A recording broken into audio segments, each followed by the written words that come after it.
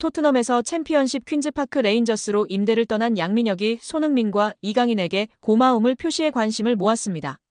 영국 TVR 풋볼은 유튜브 채널 슈퍼러브를 인용, 양민혁이 QPR로 임대를 가기 전 손흥민에게 받은 조언을 이야기했다고 전했습니다. 양민혁은 슈퍼러브를 통해 흥민이 형과는 당연히 같은 팀에서 같이 생활했다. 훈련이 끝나고 같이 밥 먹고 냉탕도 항상 같이 했다. 타지에서 같은 팀 선배로서 많은 도움을 주셨다면서 임대 가서도 다치지 말고 경험 많이 쌓고 돌아오라고 했다고 밝혔습니다. 양민혁은 지난 2024년 K리그 강원FC에서 고교생 신분임에도 38경기에서 12골 6도움으로 강한 인상을 남겼습니다. K리그 1 역사상 최초 고교생 신분으로 프로 선수가 된 양민혁은 시즌 중이던 지난해 7월 토트넘과 계약해 주목을 받았습니다. 아직 어린 선수다.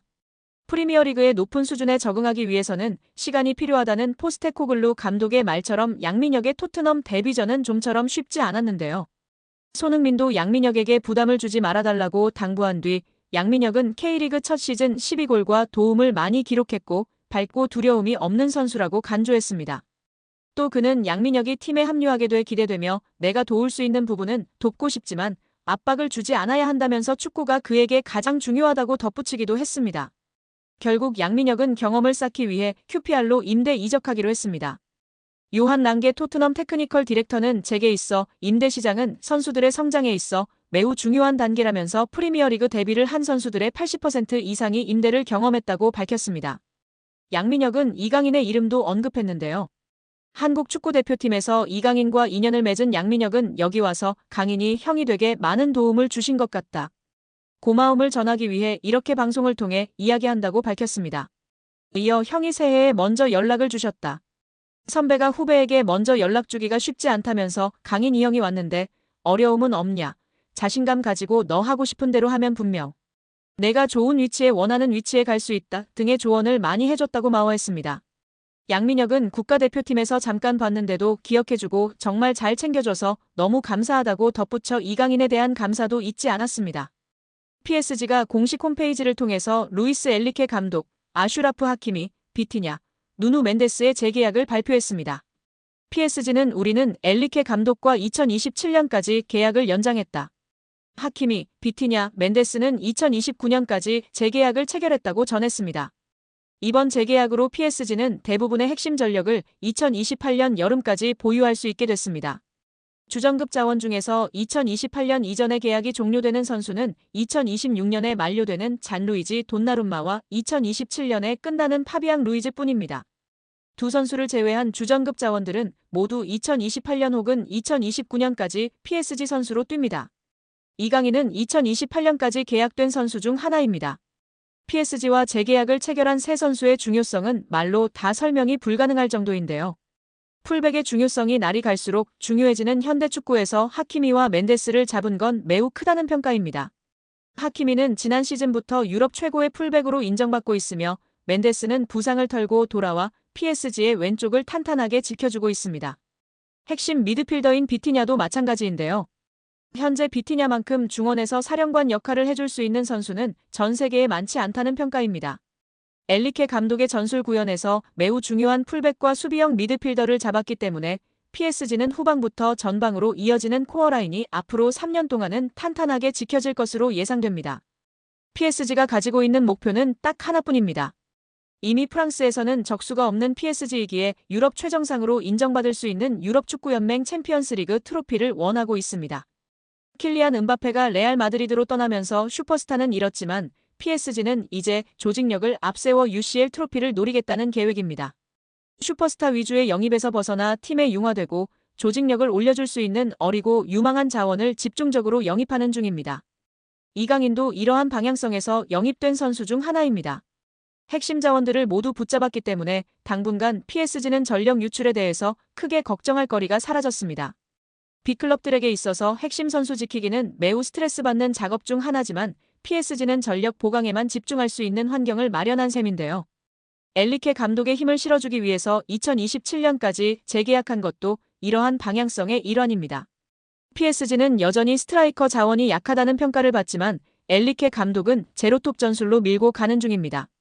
최근에 우스망 덴벨레가 새로운 역할에서 기량이 터지면서 PSG의 걱정을 덜어주고 있습니다. 이강인과 함께 UCL 트로피를 노리려는 PSG의 계획이 차근차근 진행 중입니다.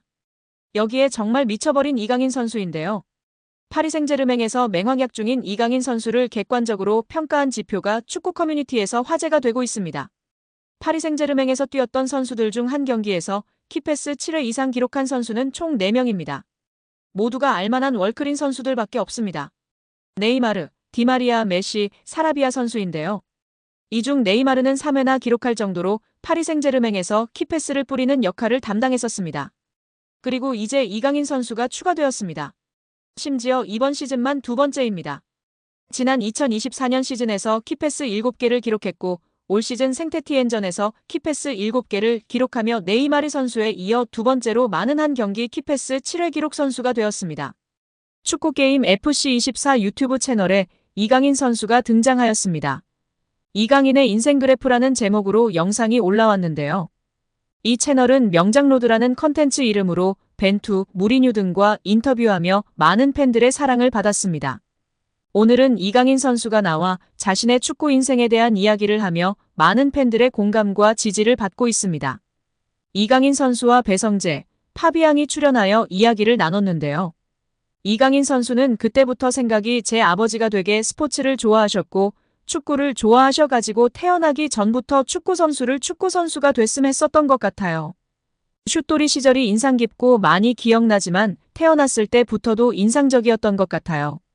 배성재 아나운서는 슛돌이 다음으로는 2011년 발렌시아 유스라고 쓰셨는데요.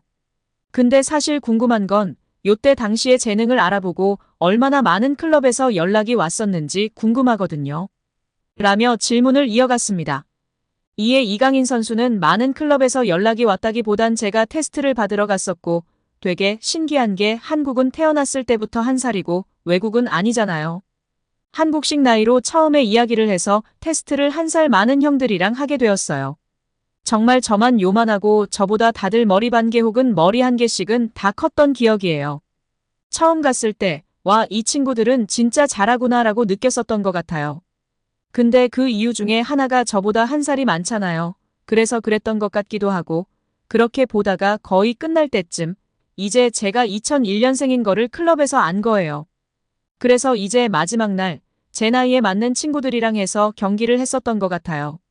그래서 어떻게 운 좋게 잘 돼서 이렇게 입단할 수 있게 되었던 것 같아요. 라고 발언했습니다. 이어 파비앙은 타국에서 생활하는 것이 저는 성인이 되어서도 힘들었는데 어린 나이에 힘들었을 것 같다. 어땠냐고 물었습니다. 이강인 선수는 너무 저는 어렸었던 것 같아요. 너무 어려서 별 생각이 없었던 것 같아요. 그리고 제가 혼자 갔다면 저는 절대 좋은 선수가 될 수 없었을 거라고 생각을 하고 있어요. 저를 만들어준 제일 큰 부분이 저는 제 가족이었던 것 같아요. 가족이 저한테 너무 큰 힘이 되어 주었고 힘든 순간에도 그리고 좋은 순간에도 항상 제 옆에 있어줬던 가족이기 때문에 정말 가족이 큰 저한테는 큰 존재고 큰 역할을 해준 것 같아요. 누나들이랑 또 부모님들이 오히려 또 뒤에서 고생을 하셨을 수도 있고 그걸 이제는 특히 누나들은 솔직히 말해서 누나들도 어렸잖아요. 저는 이제 제가 축구를 하러 그리고 제가 좋아하는 거를 하고 제 꿈을 위해서 간 건데 누나들은 솔직히 말해 그 어린 나이에 친구들이랑 있는 것도 좋고 한국에서 할 것도 더 많고 그래서 결국엔 제 꿈을 위해 이렇게 같이 희생해 준 거에 대해 너무 저는 고맙게 생각하고 있어요. 이후 11살부터 쭉 해외에서 스페인에서 축구를 했는데 어떠셨나요? 라며 배성재 아나운서가 질문을 이어갔습니다. 이강인 선수는 스페인에는 항상 A팀과 B팀이 있어요. 스페인을 처음 갔을 때부터 어린 친구들도 A팀, B팀이 있어서 절대 어린 친구들이 긴장을 놓칠 수 없게 만드는 시스템이 있는데 이번 연도에는 A팀에 있는데 다음 연도에 B팀으로 가는 거는 그 어린 친구들한테도 창피한 부분이잖아요. 근데 그 선수가 그렇게 실력을 못 보여주면 다음 연도에는 방출을 당하거나 이렇게 되는 게 현실이잖아요. 저는 어렸을 때 내년에 내가 B팀으로 가면 어떻게 될까? 그래서 뭔가 더 혼자 노력하게 되고 더 발전하려고 하고 그 안에서도 계속 경쟁을 하고 이런 부분이 되게 좋은 영향을 줬고 되게 냉정하게 생각하실 수도 있을 것 같은데 축구를 잘하면 아무도 건들 수가 없어요. 그렇죠. 실력으로만 이게 평가가 되고 그 어린 친구들도 어른들이 봤을 때는 와, 어린애들이 저래도 되냐? 로 생각할 정도로 정말 냉정한 세계에서 축구를 하는 거기 때문에 그런 부분에 있어서는 저는 매우 긍정적으로 생각을 하고 있어요. 그 부분이 저를 항상 매 순간 더 발전하게 만들었던 것 같고 그래서 저한테는 되게 중요한 시절이었던 것 같아요. 이 시기가 발렌시아에서 1군 데뷔한 시기보다 더욱 인생에 있어 가치 있는 시간이었던 것 같아요. 결과가 중요하긴 하나 저는 과정이 더욱 중요하다고 생각해요. 정말로 시간이 지나고 나서 봤을 때는 나한테 더 도움이 됐고 더 사람으로서 발전이 된 순간이기 때문에 그리고 그렇게 느끼기 때문에 결과가 있었을 때보다는 저는 오히려 준비 과정이 더 저한테는 중요한 순간이고 더 뜻깊은 순간이었던 것 같아요.